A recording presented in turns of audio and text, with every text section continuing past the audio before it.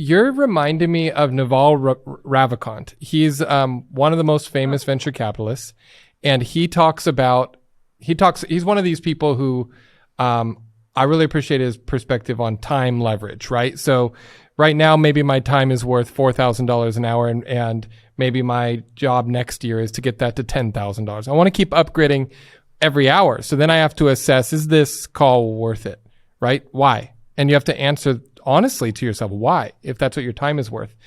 But he says, at the end of the day, entrepreneurialism needs to come back to hunting like a lion.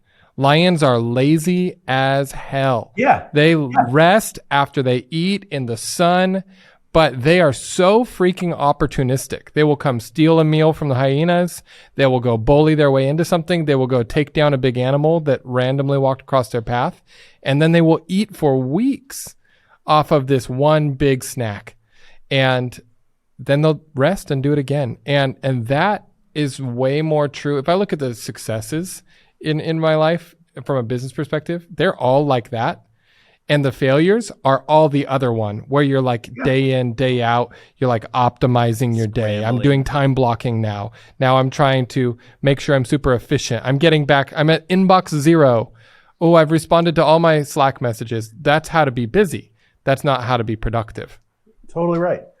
And so if you look at that, what you just described is an emotionally immature approach to business, right? So look, I have a 16-year-old son. There are things that I teach my entrepreneurs that I wouldn't teach my 16-year-old son, because what I'm trying to teach my 16-year-old son right now is a little discipline. There's foundations. Wake up, get your stuff done, have a good breakfast, do a little workout, get into school, that's what you teach a 16-year-old. By the time you grow into being an entrepreneur, the old, those are just the training wheels to get you onto the bike, Yep.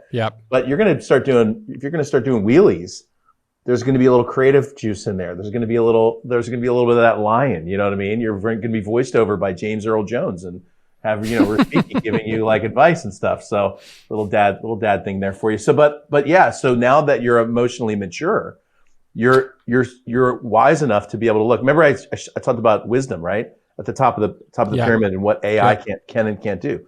When you're in that zone, you might spend 2 hours in the morning thinking.